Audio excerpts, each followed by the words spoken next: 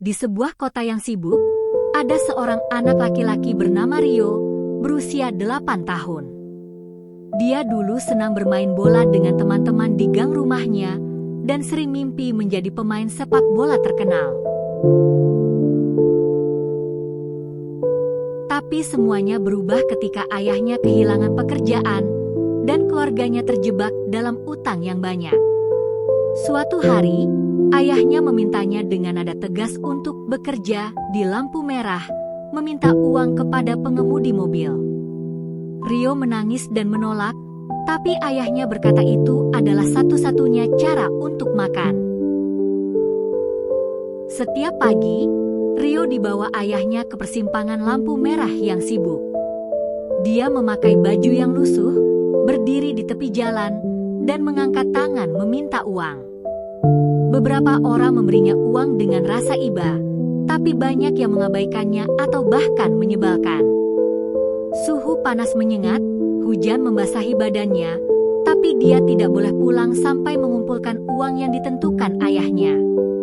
Kadang dia melihat anak-anak seumurannya naik mobil dengan orang tuanya, makan es krim, dan dia merindukan kehidupan semacam itu. Satu hari, seorang pengemudi mobil yang cantik bernama Bulina berhenti, melihat Rio dengan kasihan, dan bertanya mengapa dia ada di sana. Bulina tidak hanya memberinya uang, tapi juga memberinya makanan dan bertanya tentang keluarganya. Rio menceritakan semua, mulai dari kehilangan pekerjaan ayahnya sampai bagaimana dia dipaksa menjadi pengemis. Bulina merasa sedih dan berjanji akan membantu. Dia memberitahu Rio bahwa ada cara lain untuk keluar dari kesulitan, dan anak-anak seharusnya sekolah, bukan bekerja di jalan. Keesokan harinya, Bulina kembali dengan seorang teman yang bekerja di lembaga sosial.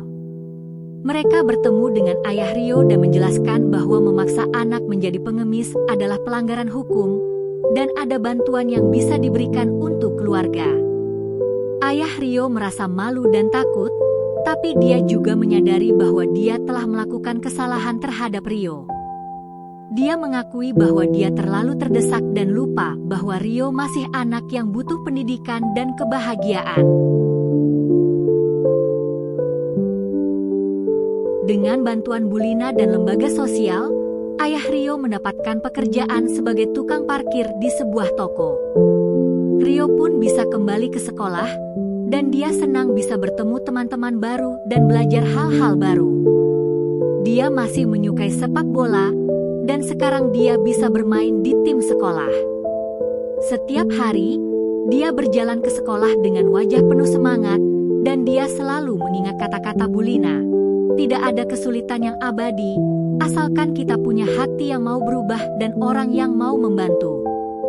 Kisah Rio mengajarkan kita bahwa meskipun hidup kadang sulit, selalu ada harapan jika kita tidak menyerah, dan membantu orang lain bisa mengubah hidup seseorang secara total.